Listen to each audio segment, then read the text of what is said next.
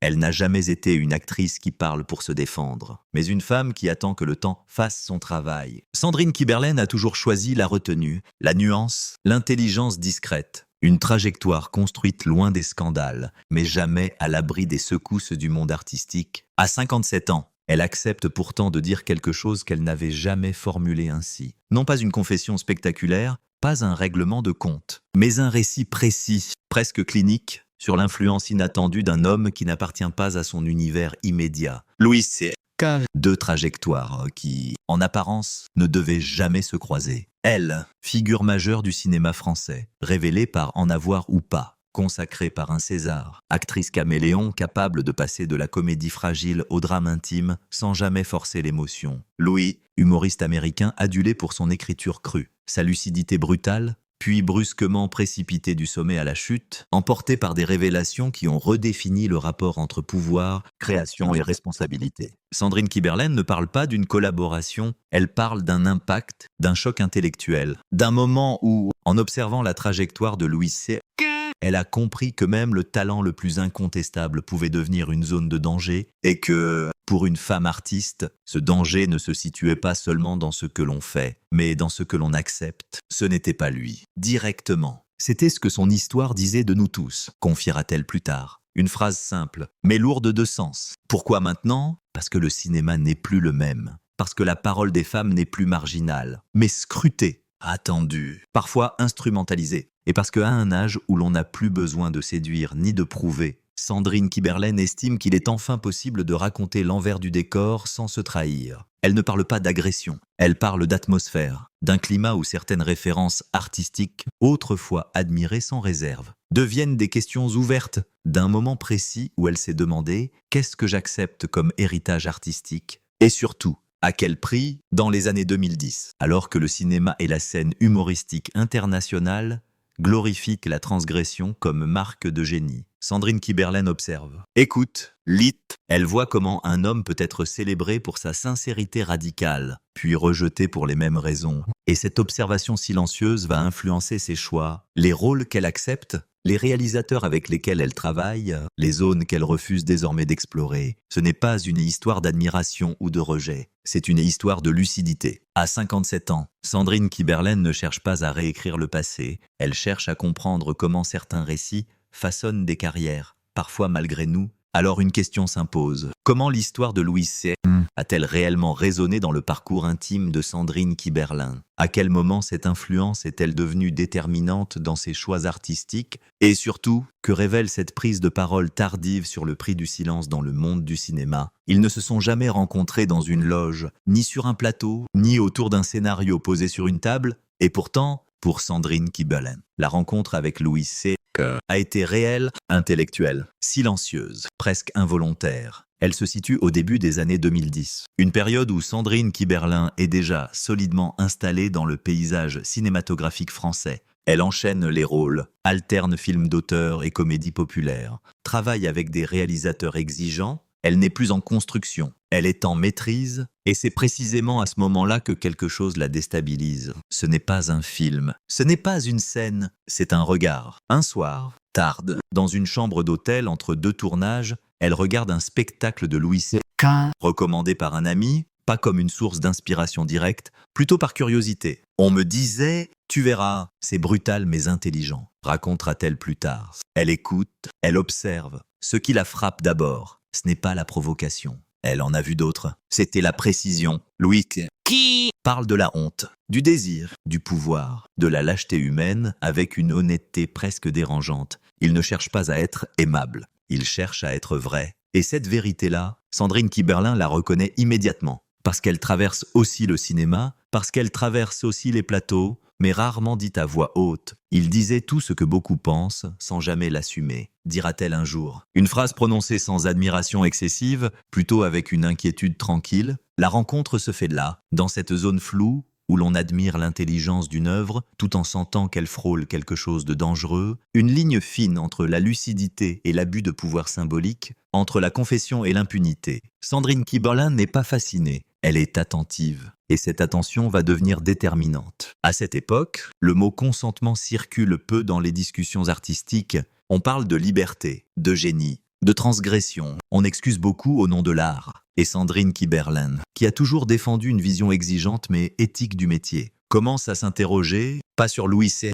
en tant qu'homme, mais sur ce qu'il représente dans l'écosystème culturel. Elle se souvient de certains plateaux français, de blagues hésitées à demi-mot, de silences lourds, de regards que l'on apprend à ignorer pour continuer à travailler. Rien de spectaculaire, rien de condamnable isolément, mais une accumulation, une atmosphère. Ce qui m'a troublé, ce n'était pas ce qu'il disait, c'était ce que tout le monde acceptait autour. Confiera-t-elle la rencontre, en réalité, est une prise de conscience, un miroir tendu à sa propre carrière. Elle commence alors à regarder autrement ses choix passés, certaines scènes acceptées par réflexe, certaines concessions faites au nom du ça se fait, et sans bruit, sans déclaration publique. Elle ajuste, elle devient plus vigilante, plus ferme, plus sélective. Ce n'est pas une rupture. C'est un déplacement intérieur. À partir de là, Sandrine Kiberlen ne consomme plus les œuvres de la même manière. Elle distingue plus nettement l'écriture du contexte, le talent du cadre dans lequel il s'exerce. Elle comprend que l'impact d'un artiste ne se mesure pas seulement à ce qu'il produit, mais à ce qu'il autorise autour de lui. Louis C.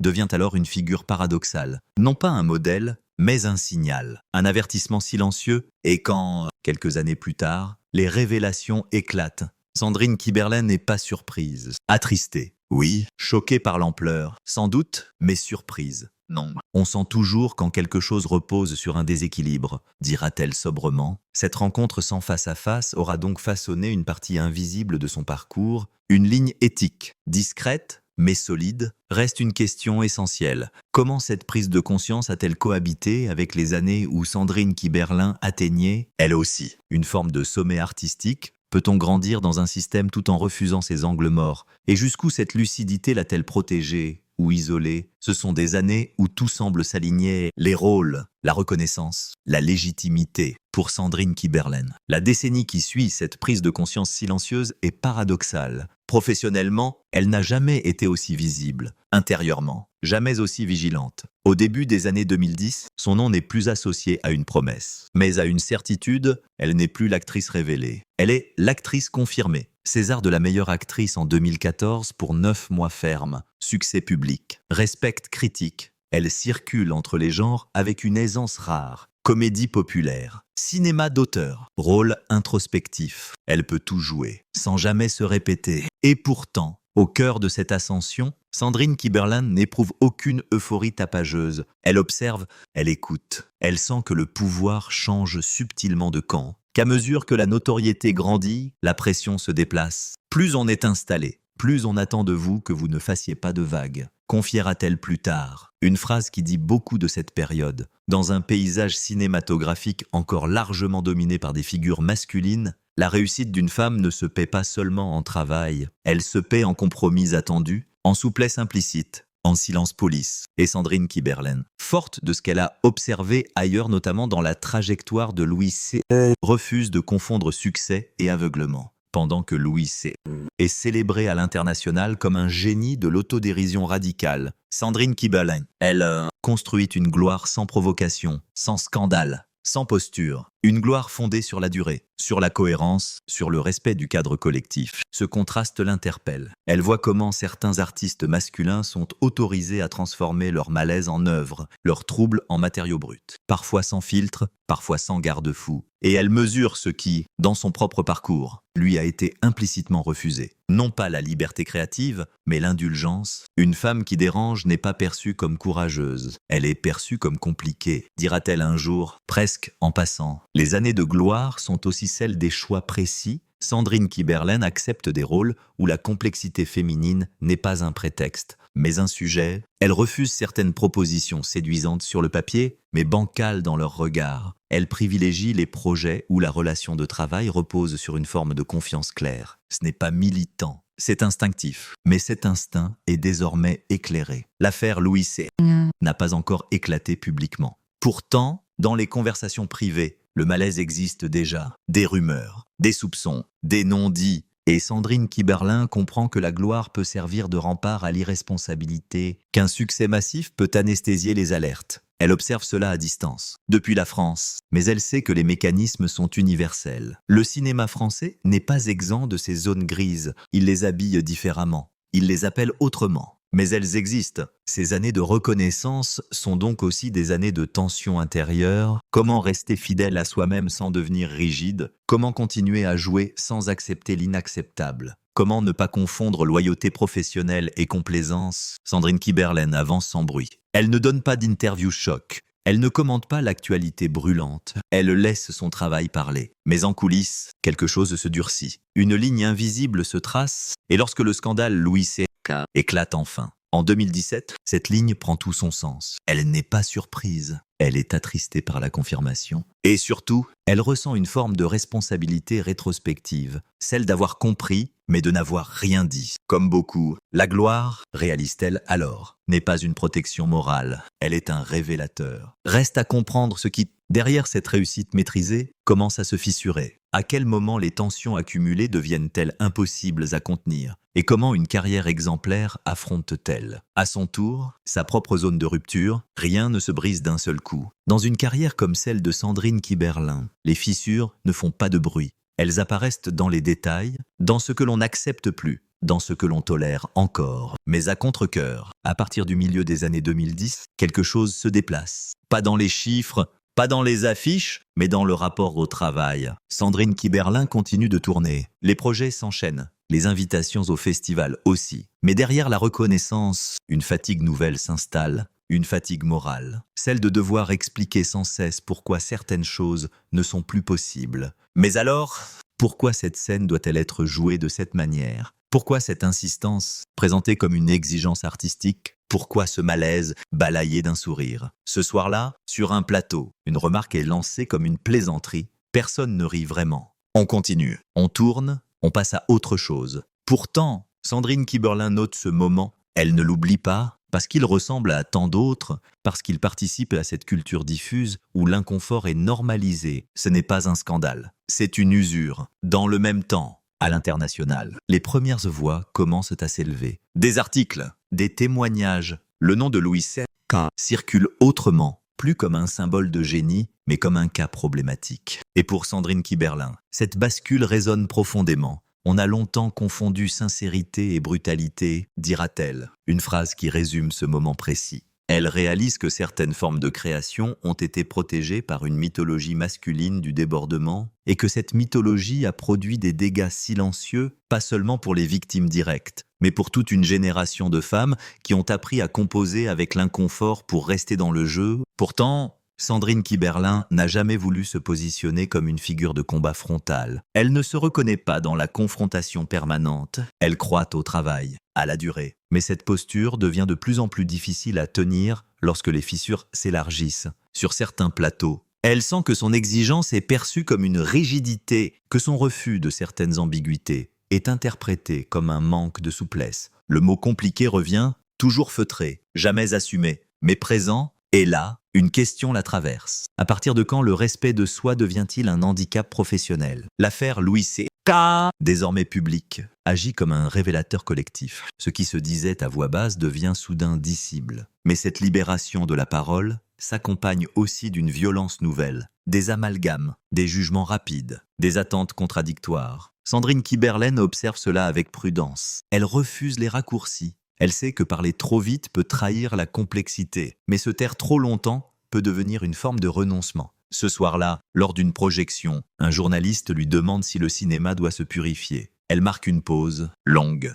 puis répond simplement « Il doit surtout se regarder honnêtement ». Cette phrase marque une fissure assumée. Elle ne se cache plus derrière la neutralité confortable. Elle commence à nommer les choses sans dénoncer, sans accuser, mais sans esquiver. À mesure que les fissures apparaissent, Sandrine Kiberlen comprend que l'équilibre qu'elle a construit est fragile, qu'il faudra, tôt ou tard, affronter une crise plus profonde, une rupture intérieure, une remise à plat, car rester silencieuse n'est plus neutre, et parler implique un prix. Reste à savoir ce qui va provoquer le point de bascule, quelle crise va transformer ces fissures en fractures, et jusqu'où Sandrine Kiberlen est prête à aller pour rester fidèle à ce qu'elle a compris. Il y a toujours un moment où l'on ne peut plus faire semblant. Pas un effondrement spectaculaire, mais une ligne intérieure que l'on franchit sans retour possible. Pour Sandrine Kiberlen, la crise n'est pas liée à un événement unique, elle est la conséquence d'une accumulation de phrases entendues trop souvent, de silences consentis trop longtemps, de cette impression persistante que le milieu artistique, tout en se disant en mutation, résiste profondément à l'introspection. La rupture se joue dans un temps resserré, autour de 2017-2018.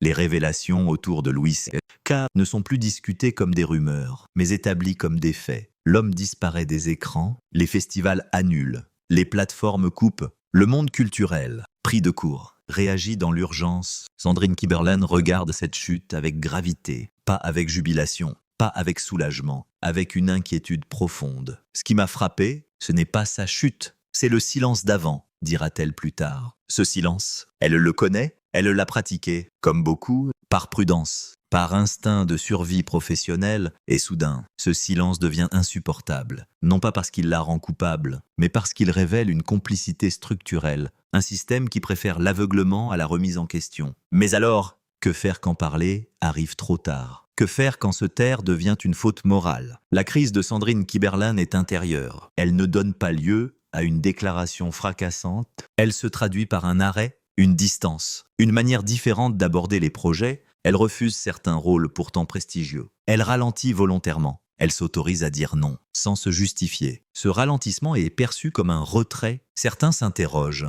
d'autres interprètent, mais pour elle, c'est une nécessité, une respiration, une façon de reprendre la maîtrise. Dans le même temps, la parole publique devient plus brutale. On exige des prises de position, on somme les artistes de se situer pour ou contre, avec ou sans nuance, et Sandrine Kiberlen ressent une violence nouvelle, celle de l'injonction morale. On ne peut pas réparer un système en criant plus fort que lui, dira-t-elle lors d'un entretien discret. La crise atteint son point culminant lorsqu'elle se retrouve face à une proposition artistique qui réactive tous les signaux d'alerte, un projet ambitieux, un nom prestigieux, mais un rapport de pouvoir ambigu, une zone grise. Encore, ce soir-là, elle refuse, définitivement, sans détour, sans explication publique, et ce refus marque une rupture nette avec une certaine manière de faire du cinéma, une manière qui sacrifie l'éthique sur l'autel de la création. Ce choix a un coût, moins de projets, moins de visibilité immédiate, mais une cohérence retrouvée. La crise n'est donc pas une chute,